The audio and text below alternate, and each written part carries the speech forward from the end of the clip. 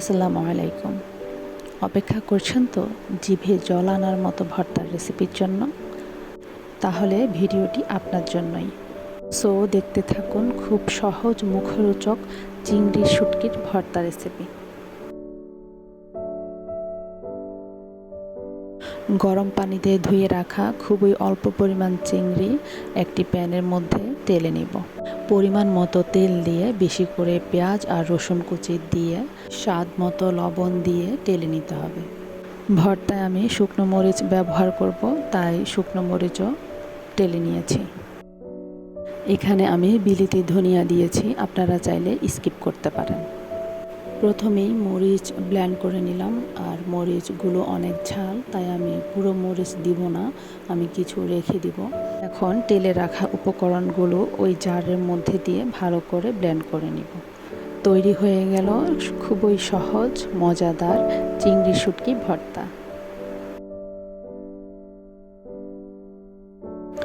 এখন তৈরি করে দেখাবো বুন্দিয়া রেসিপি। একটি প্যানের মধ্যে মেজারমেন্ট কাপের 1/3 কাপ আর ডালের চামচের 3 চা চামচ চিনি দিয়ে দিলাম। এবার 2 কাপ পানি দিয়ে ভালোভাবে মিশিয়ে নিতে হবে।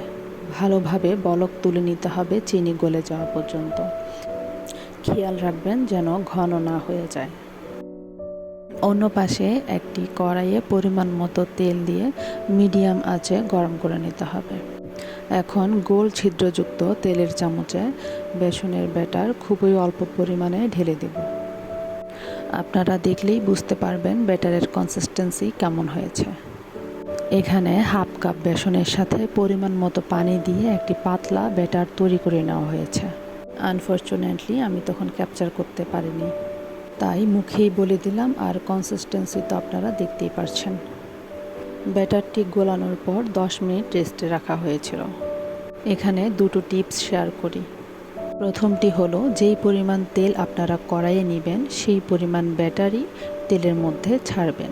বেশি গাদাগাদি করে ছাড়তে যাবেন না, তাহলে বুরিন্দাগুলো একটার সাথে আরেকটি লেগে থাকবে।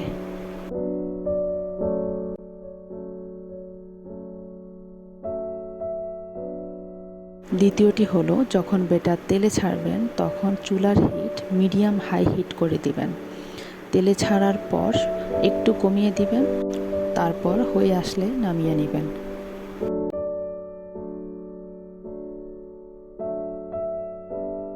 এভাবে সবটুকু ব্যাটার ভেজে নিব। সব ব্যাটার ভাজা হয়ে গেলে গরম শিরার মধ্যে বুরিন্দাগুলো ছেড়ে ঘন্টাখানেকের জন্য ভিজিয়ে রাখব। তৈরি হয়ে গেল পারফেক্ট বুরিন্দা। দেখেন, ভিডিওটি ক্যাপচার করার সময়ও আমার ছেলে প্লেট নিয়ে টানাটানি করছে। ভিডিওটি ভালো লেগে থাকলে লাইক, কমেন্ট অ্যান্ড সাবস্ক্রাইব করবেন। আসসালামু আলাইকুম।